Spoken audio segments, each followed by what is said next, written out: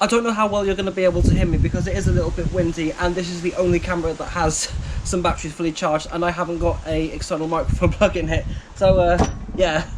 So for those who are new to my channel, I am Harry from Team Panoramic. I have built combat robots since 2011 across various different weight classes, whether it's from amp weights to heavyweights. And this is my very recent creation. This is Maxx, which is in the featherweight category. The weight limit is 13.6, but somehow it's about 3 kilos lower than that. I mean, it's still in the weight limit. But I've never in my life built a featherweight that has gone overweight or close to being compliant with the weight limit in a way. So I've been starting working on this since, I'd like to say the end of May this year, but I did do the CAD drawings beforehand, and it's come together quite nicely for what it is considering the techniques I've used. And I thought I'd show you how I ended up building this thing, which it's not really going to be a how to build a featherweight spinner combat robot. It's just more so just to show the ways that I have done it, because there are a lot of techniques you can use to put into this thing, and considering the fact that it's mainly Abro, which is a type of wear resistant steel, I've got no engineering qualifications. There is absolutely no welding on this thing. And I just kind of wanted to show you sorry, let me just try that again. I just wanted to do this just to show that as long as you have access to the sources, you can easily build something like this. So let's not delay this any further, because this video is actually a lot longer than I thought it was going to be. So this is it. This is how I built Maxx.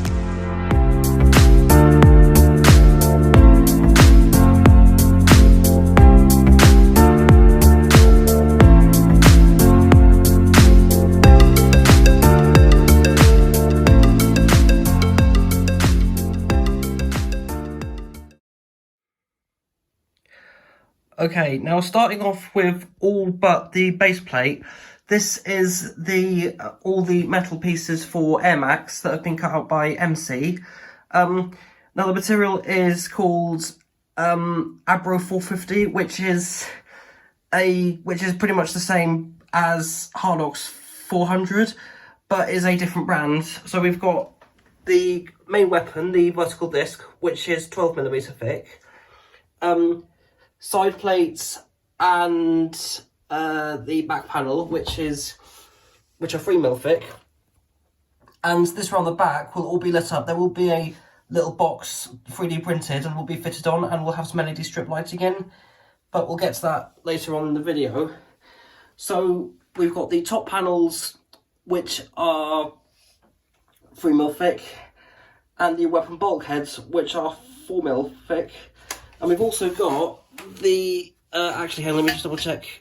Yeah, that's 4mm thick, and this is the front wedge of the robot. Now the sides were meant to be CNC folded, but I wasn't able to get in contact with MC to see if they could do it, or if I'm not 100% sure if they do it, but I might have to find a firm or somewhere to get those sides CNC folded when the lockdown is over and when we're all out of this crazy situation. And also what I've got under here.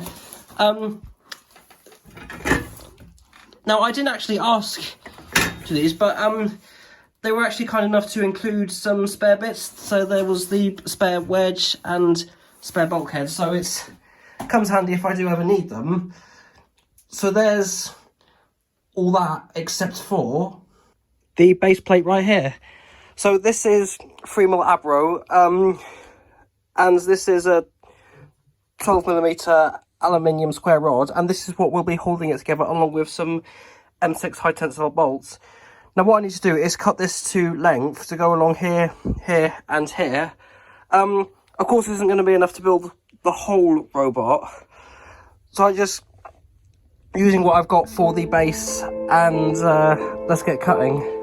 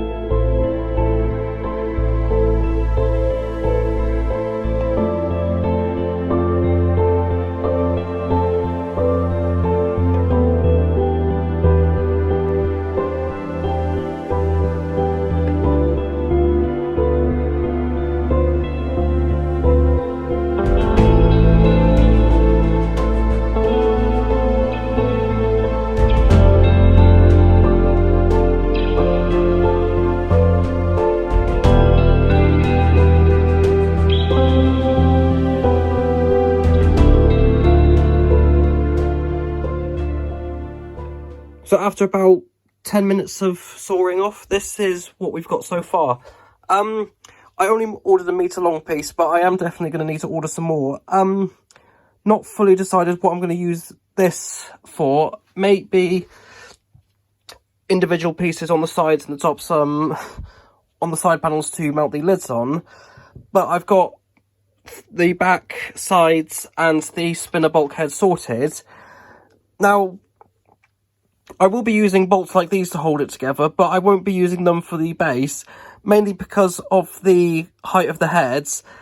They will have an effect on the robot's ground clearance, and they will be pushing it upwards, whereas it needs to be as low as possible for the front wedge.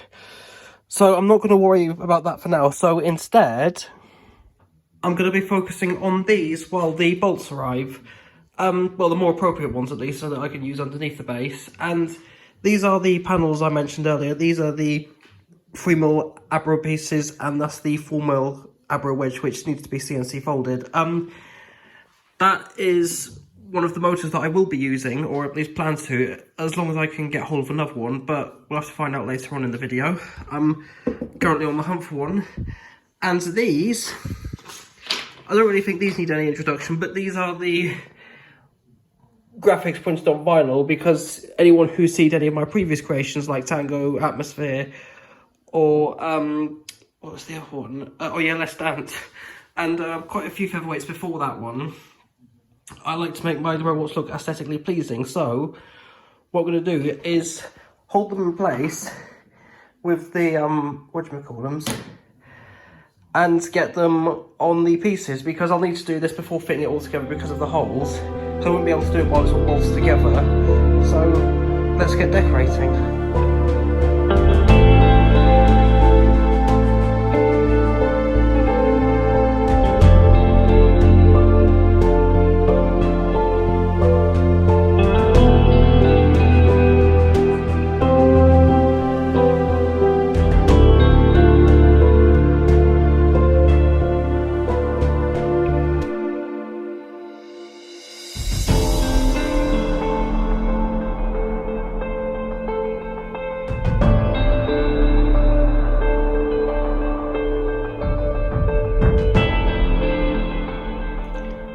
And about 20 minutes later, this is it. The dimensions are a bit off, but from further away it doesn't really look like it matters that much.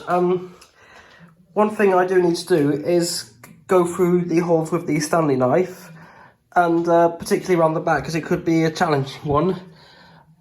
Need to get the square cut out, because that's where the links are going, and go through in there with the blades, because that's where it will be lit up around the back, and so it's, you know, visible around there. So it's quite late at night, and I won't do that just yet, because the battery on my phone is about to die. So I'll just get on with that tomorrow.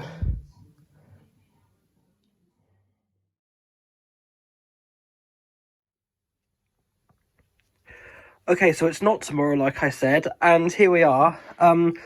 What I've done is I've used some G-clamps to hold this piece of aluminium rod onto the Abro base, and what I'm going to do, because now I've got the appropriate button head bolts to hold it in place. I do have some M6 nylon nuts. Okay, so I've got that, and I've got 100 more of them coming to help hold it all together, along with some more bolts. So what I'm going to do is drill a couple of holes down the end into the aluminium piece. They're going to do this twice, so that end and then that end. So once that has all into place, I can take the G-clamps off and do the same process from there on. So here we go.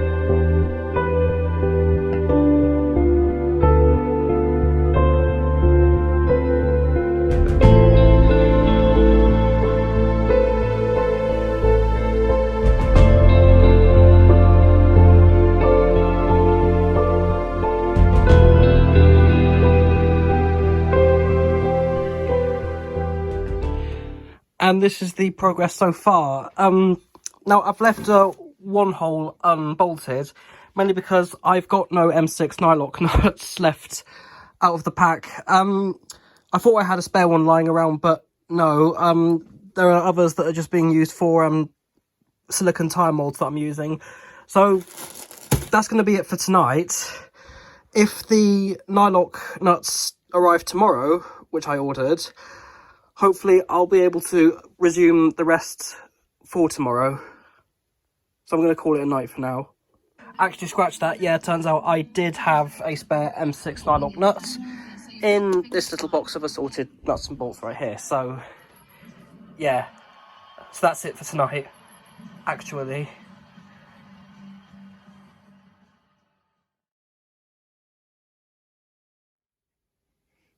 Okay, so it's another day, and going to be moving on to the back of the robot this time. So I've got it clamped on, using a couple of the aluminium that I had left over to hold it in place better. Now, I've got this very carefully lined up to fit properly. Took me quite a while, and what I've also done is just slightly punch the hole so it's easy to insert the bolts and the drill bit. But what I've also done is I had to grind, can't really see it off camera, by hand. I had to grind a few bolts because at that height it actually stops the motor from sliding in because it's blocking in ways. I'm just not used to describing things at this time. But yeah, I've sanded it down so the motor fits in easily. Not sanded it down, I grind it, sorry. I didn't tighten up sulfur because I didn't think it would be that much of an interesting process, but gonna be moving on to the back of the robot. I'm gonna be holding them in with these bolts this time round. So let's get drilling.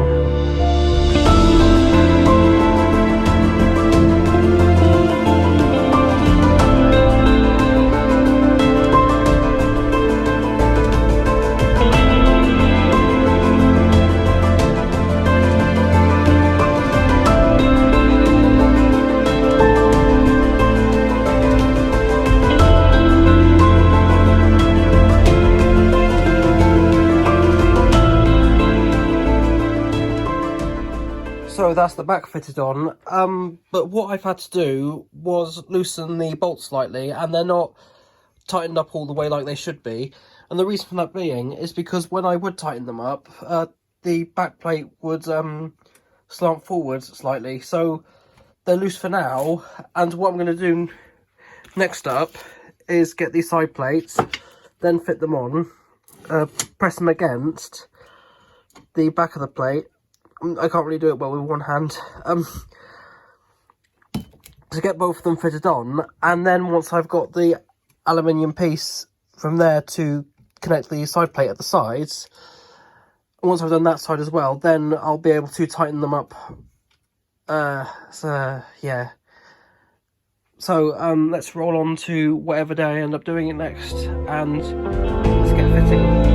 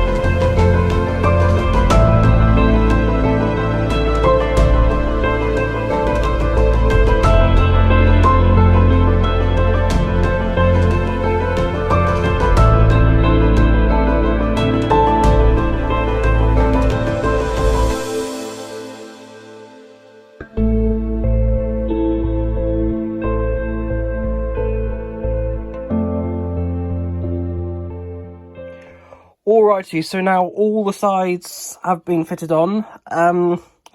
That's been tightened up now, so it's not so much an issue, so it's really fitting on perfectly. And I've got some angel slices to keep me going, because it's about 10 o'clock tonight, and I needed some food to keep me going. So what I'm going to do now is just use this piece of aluminium that's left over. I've got these pieces sorted out for the spinner bulkheads. What I'm going to do now is work out how long I'll need it to go right here in this section, just to hold it together, and then do the same for that side. Cut this to the right length, and then drill the holes and then fit it in place. So here we go.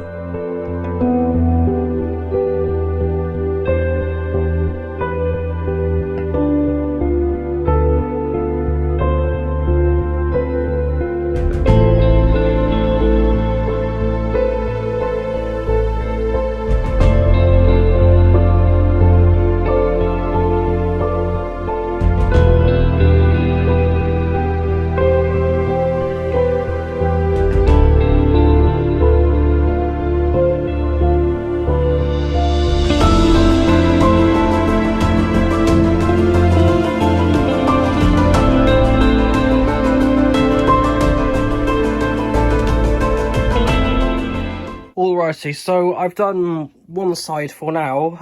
Not going to do the other one now because it's 20 to midnight, and there's a bit of a mistake I've made. So, testing this with one of the REC gearboxes which I'm using, I'm hoping to get another one from Portugal at some point, but here's the issue, is that with the nuts and the bolts, the length and the size, pretty much, or mainly length, is stopping the motor from going in exactly where it should be. So I'm going to be putting these in temporarily, sorry, and what I'm going to do is order some shorter nuts and bolts. So yeah, shorter bolts, and there should be shorter versions of these nylock nuts. So I'm not going to do the other side now because of how late it is. So I'm going to hold it for now and resume when these new nuts and bolts arrive.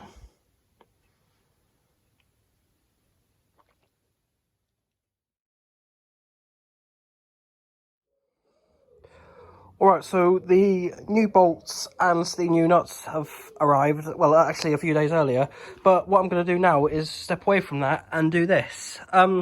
So here we've got the spinner bulkheads and the disc itself. So the bulkheads are going to be spray painted with neon green, and the disc will be spray painted, sorry, slurring the words there, with sky blue.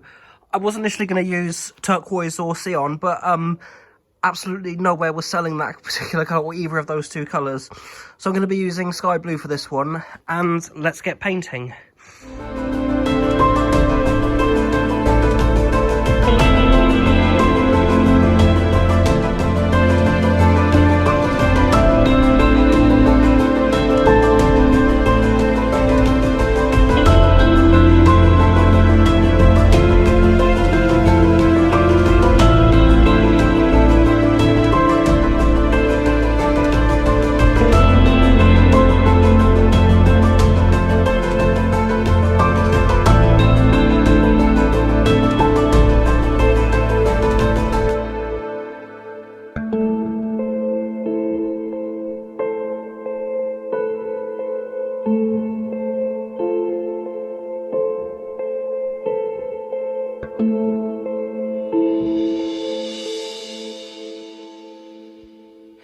Okay, well after that, it's not exactly neon green, is it?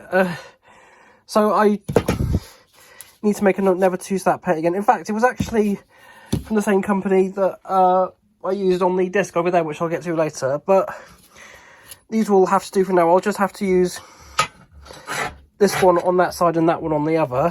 Let's just get to the disc. Not quite the colour I wanted it to be, but actually sky blue, which is pretty good. So just leaving it on that side just to dry, after giving it a little extra coating. And then what I'm going to do now, so I've got the shorter bolts and the thinner, well, no, sorry, shorter nuts, I'd probably say. So they're going to be replacing these two here. And then what I'm going to do is fix that side, just like I've done on this side. And let's get back to drilling and fitting.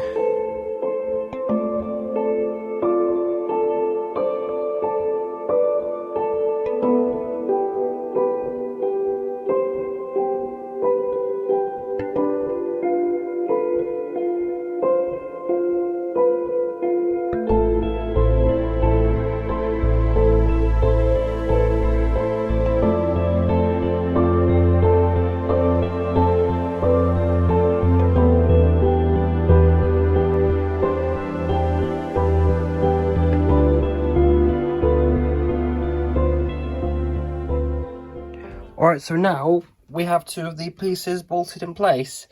So I just got the gearbox motor, slot that in.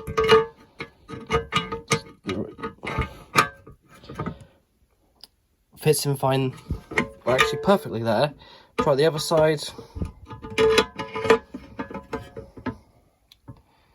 And there we go. Now,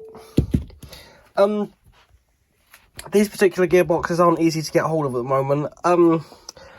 I might have a change of plan in terms of motors I'm using with this, just in case I can't get hold of one of these gearboxes, but I will explain later on in the video if that does happen. So what I'm going to do now is move on to the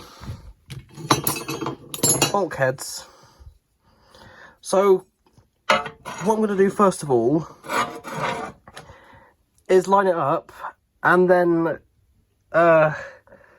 clamp on the piece of aluminium cut out to the bulkheads and then drill holes in from there.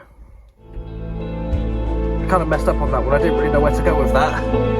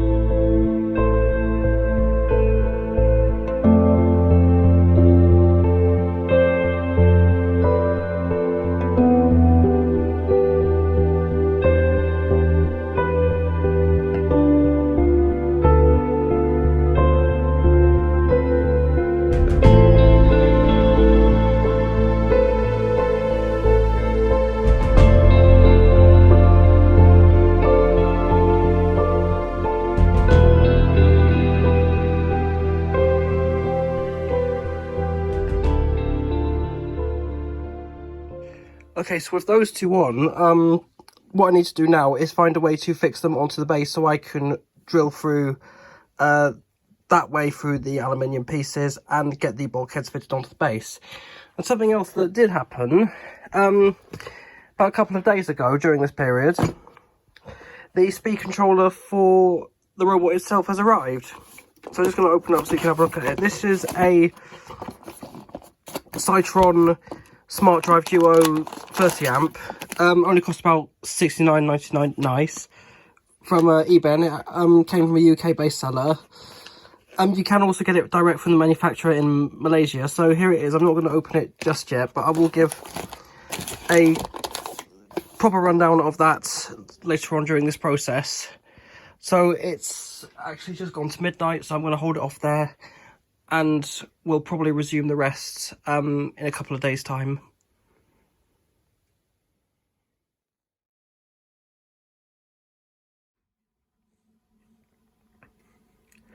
Okay, so it's been a while since I've touched it. I don't think I've touched it for the past week, I think.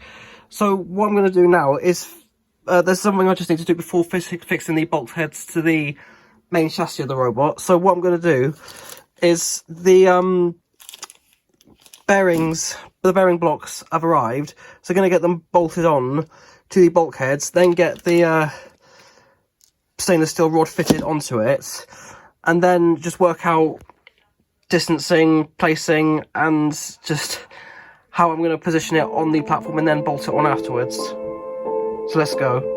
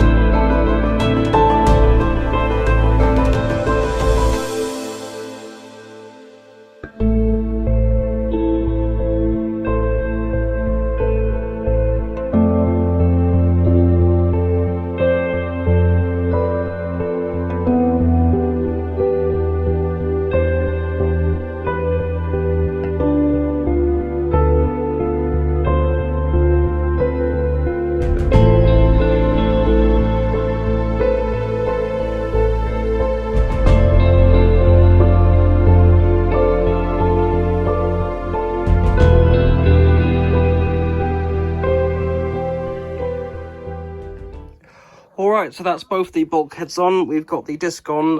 The bearing blocks have been tightened up. Can't really... Well, I can just about spin it, but I need to have some washers and the pulley in between here and here somewhere to stop it getting caught on the bolts from the bottom. Now, going back to the motors I said earlier, so I was initially going to use a couple of these REC gearbox motors, but the issue I had with, I actually used the references while drawing up the CAD for a Jimson GR01, which I will get to just in a little bit. Now, as you can see, the mounting holes right in front of the gearbox do not match up with it on the robot, if you kind of get what I mean. I haven't really probably explained that well. So, the only way I can really get this to fit on properly, or at all even, is to drill some wider diameter holes somewhere on the outside of where the shaft goes.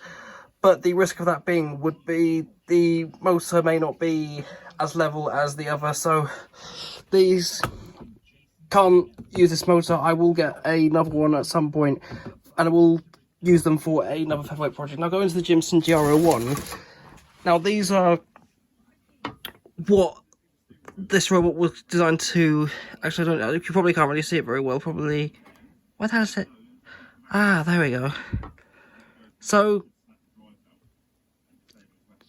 probably can't really make out because of how the camera is picking it up, but that fits on much better than the REC does over there. So, next plan is, you just need to take the other wheel off. It's actually on there pretty tight, to get that wheel off and get it on there, and then bolt the motors on.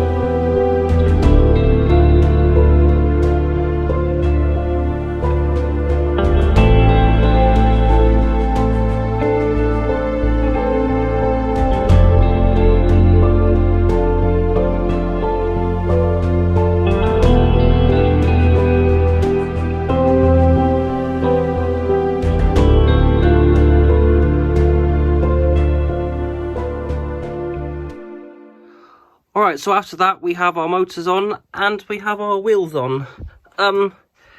Now also we fitted some wires at the back, but I will have something in mind to stop the disc from getting to the wires, because where those two holes are, there will be something clamping it down to stop that happening, but that will be later on in this video.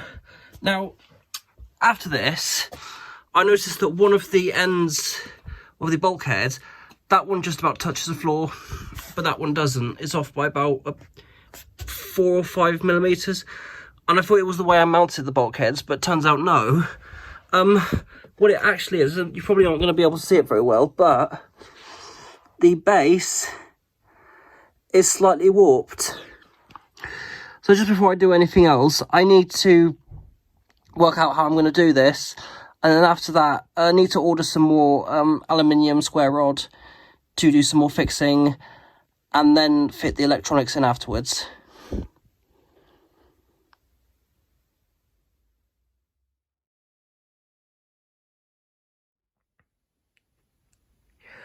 Okay, so that last video I recorded was actually back in July, so I have not touched this thing for a while, but now we're in September, and by the end of the month there will be a socially distanced, COVID-19 safe RoboDojo event just outside of Leeds.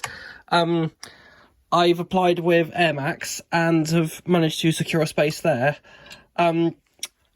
If that does raise concerns, then I'll probably get Ian Botwright to make a separate video explaining the measures in place to keep everybody safe during this difficult time. But yeah, one thing I've done, I haven't really shown the process of this, but I have managed to get the motor bolted on. I had to drill some holes in the motor bracket from M3 to M4 because the CAD was a little bit off, but managed to get it on in the end. It is a, more numbers there, it is a Sunny Sky motor. It's not, as far as I'm aware, no one else has used this in featherweights, but it is a very similar size to the Turner-G prop drive motors, which a lot of people have used, and I hear too much things about them going wrong, sorry. So what I'm going to do next is I need to measure the circumference between, well, around the motor pulley and the weapon pulley, because these pulleys and this belt were meant for something else. I actually bought these about 3 years ago, but I have not been able to use them. I don't really know what else to use them for, so I'm going to need to get a bigger belt. So I'll measure around the circumference in that area, and then order the belt with the right circumference measurements. So the pulley does need to be modified, well maybe not, just to contain the disc a lot better so it doesn't slip or do anything. This might have to come up. I might have to work on an alternative solution. That's how late it is. sorry about that. So I haven't really talked about the brushless setup actually. Now this is actually a 40 amp ESC, which really I shouldn't be using. I mean, it works, but it's probably not going to work well once the weapon's on it. It might blow up. But I will eventually get a 125 amp ESC in there, hopefully in time for the RoboDojo event. So not going to worry about all this now. And at the moment, I'm going to focus on these pieces. So here we have the parts that are going to be 3D printed and put into the robot. So we have the link holder here, a bracket I've designed to hold the wire down. Now this bit's actually does go into the front, but it really should be something like steel or aluminium, but it's just temporary until I can do something proper. So here it is loaded into Cura, the 3D slicing software. That is how long it's going to take, so it's going to be quite a lengthy time lapse, I think. So, going to get these sliced and take it over to the 3D printer. So I'm printing them now on the Anycubic Hyper Mega. Don't know how well of a shot I'm going to be able to get, but you can just about see them being printed here. I think I'm on layer 3 now. And for time lapsing, here we have the GoPro Hero 7 on a ring light. And yeah, so I've been having a few issues with this particular printer, mainly because of the temperature sensor cutting out, issues going on, and I know that it's a bit dusty. I need to get that cleaned off. But so yeah, let's just stop talking because I really don't know what else to say, and on to the time lapse.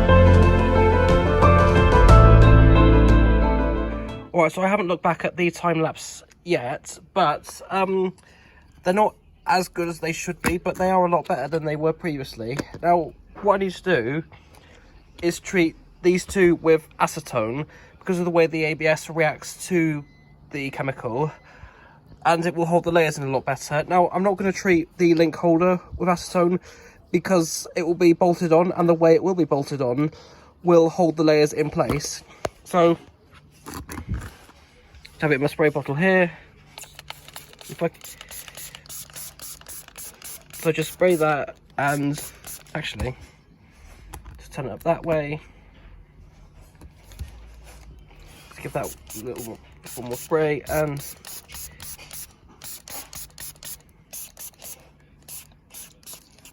yeah, that should be all right. So I'm gonna let that set and then move on to hopefully the final stage of building Air Maxx.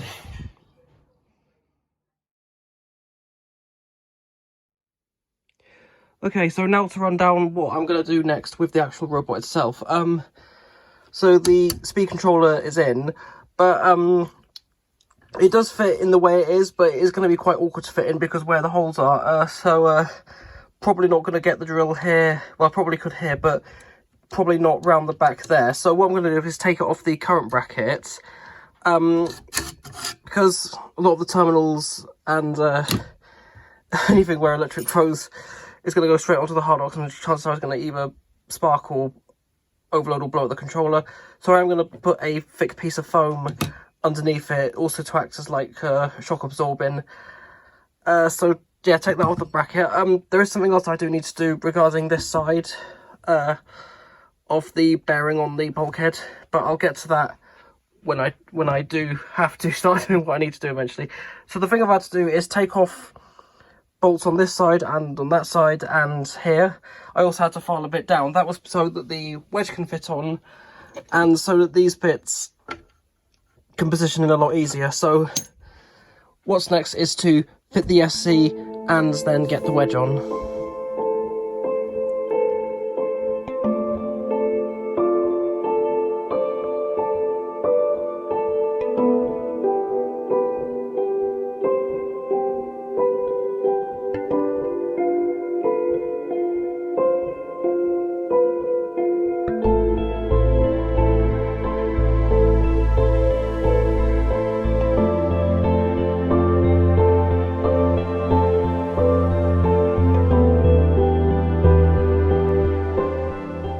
just before I talk about the next step, I want to go through about how I go about drilling stuff like Abro and Hardox. I don't know how well this technique works for stuff like Armox, which is a lot stronger than either of the two, because I haven't tried drilling that stuff and I haven't worked with that stuff before. But anyway, here we are. So what I use to drill through this stuff, because no normal drill bit is going to do the job, because stuff like this will heavily damage the drill bits beyond any further use. So one thing I tend to use is cutting and tapping fluid. Just have some in a little pot right there, and dip this in, which is a tungsten carbide drill bit, and this is around the same diameter as the holes for the speed controller mounting holes. So they're in. Now I've had to remove these two bolts because the wedge will not go in that way. So what I'm going to do is saw into this bit here and on that side there, so the wedge will go on a lot better, and then I'm actually going to get the wedge fitted on. Yeah.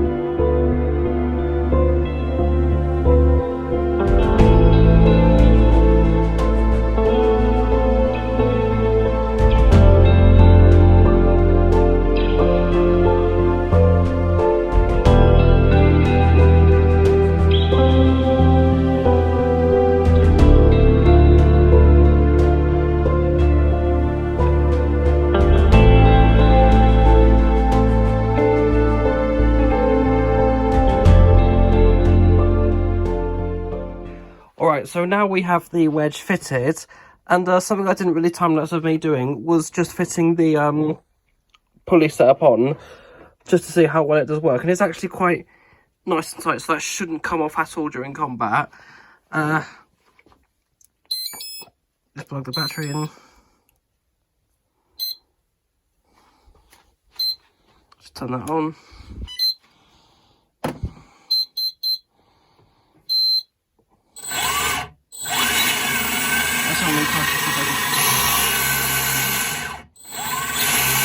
And fail-safe test. Okay, well that works, so it fail-safe is fine. Fair. So, one other thing I also did was, I did get the link holder sorted. So this bit, which I pointed on earlier, basically I just used the vice clamp to fit in some XT60 connectors, and here we are. So I'm going to get these wired up when the wiring arrives. But next step, I'm going to take this off and get it sorted onto the disc. One thing I'd show off quickly just before I do get to the disc over there. Now, just going to be screwing in the motors into the terminals. So these two on the side are for the motors, and that one is for the power supply, i.e. battery, but definitely not going to be using that one. Should have some lipos coming along the way, probably Turnigy Nanotech ones. So we got we've got both the terminals screwed in for that motor, and now here I am just screwing in, hoping that doesn't just pop out randomly. Screwing that in, careful I don't bump the phone or the camera, just call it what you will. That's just about as tight as I can do it with my left hand. So anyway, onto the weapon. So what I'm going to do, or what I have done actually, is super glued it, which I know is not going to hold up well for combat. So this is just so I can get an idea of exactly where to drill the holes. So I'm going to drill the holes in where the discs are onto the pillar drill. So let's do this.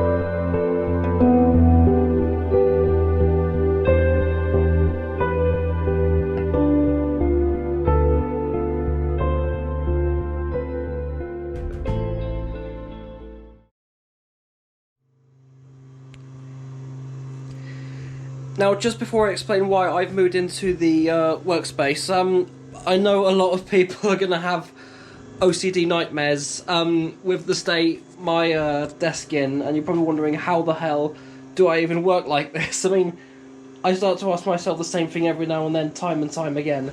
But that aside, so I'm in the workshop, and the reason I'm in here, I've had to move the rest of the build in. Thankfully there's not a lot that needs to be done. Because of an incident that happened in the garage, we're sorting it out. It's been sorted now. It's been sorted actually. Sorry, I messed that one. So, the rest of the build for Maxx will happen in here because of I need to keep an eye on a lot of things. And I've actually got the printer printing off a piece that will go on the back of the robot, which is so. This bit here, I don't know if I've mentioned earlier in the video, will be for the power light, and it will be separated so that blue will shine through there and green will shine through there.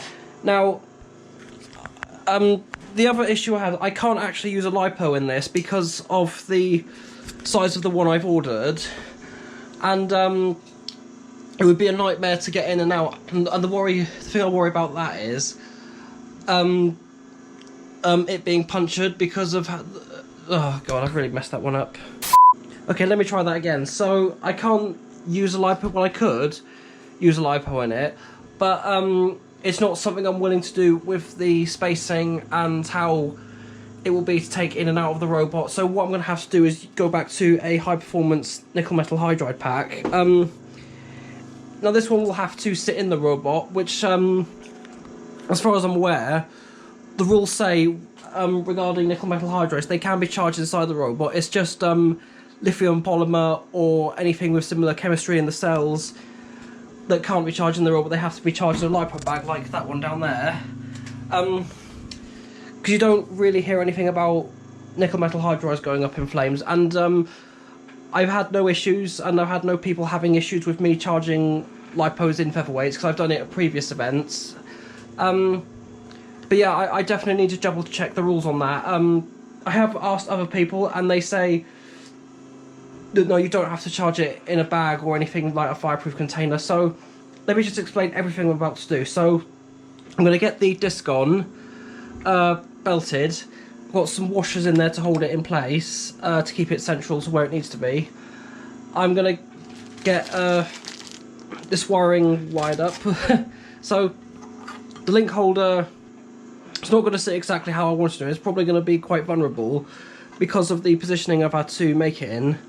So the link needs to be sorted out. Going to get the weapon ESC connected. I do need to take both the wheels off to sort out the lid mounting blocks, which really should be aluminium, but I have 3D printed them out of ABS.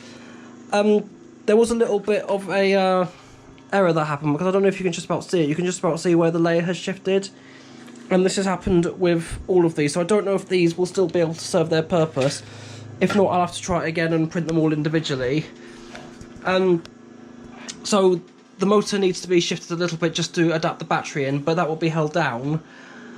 That's, I think, all I can explain really. So hopefully I won't have to do another time lapse after this, and that I can, the next time I finish doing a time lapse will be the actual finished thing. So here we go.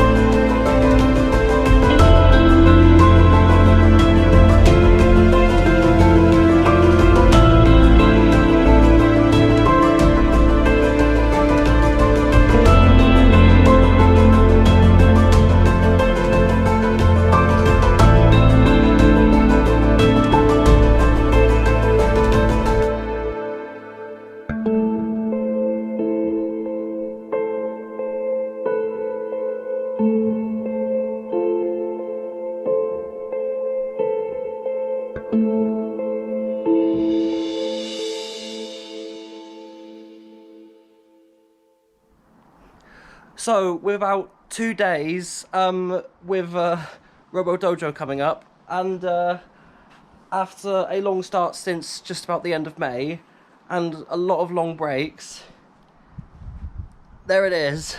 I'm actually genuinely quite pleased with this. I've somehow found this easier to build than a Beetleweight spinner, probably because of the pulley setup alone, but I mean, yeah, the paint on the disc hasn't really held up, but I really need to look into some better options. But here it is. This is Air Maxx. Now, there's a couple of things I've never really gone through when it involves these build videos. Now, currently it's resting on a cradle, and anything Beetleweight and above needs to be rested on something like this. In case the matter, for any given reason, it rolls over onto the... Considering how heavy these are. And the other thing is these two bits on the bulkheads here are for the weapon lock. So just insert that in there. And the beeping is actually in safety mode. So if I just turn that on. Alright, so I think I got it sorted now, but I just want to go over one other thing. So just put that. So this round the back, this funky little power light that I've done, this is actually mandatory for anything Beetleweights and above. Basically as a way to indicate whether or not the robot is turned on or off, and the removable links must deactivate all light even if they are aesthetic. So I'm just going to do a little fail-safe check. So we got forward. Okay, that's good. Test the... Just quickly test the weapon lock. Okay, yep, that works. So one other thing I just want to do, so you can just see what kind of noise this thing is probably going to make. Alright, so I'm just going to do a little weapon test. Now, obviously spinners are not to be taken lightly. They are very dangerous, lethal machines, so I am way back here. I'm just going to go up, place the camera down here, and run like hell. To give you my distance, here we go.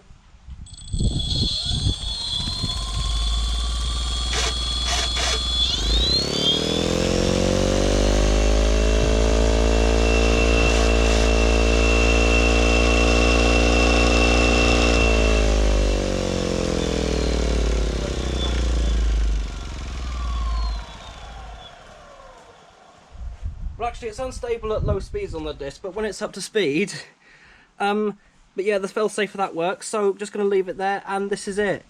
This is finally the finished Air Maxx.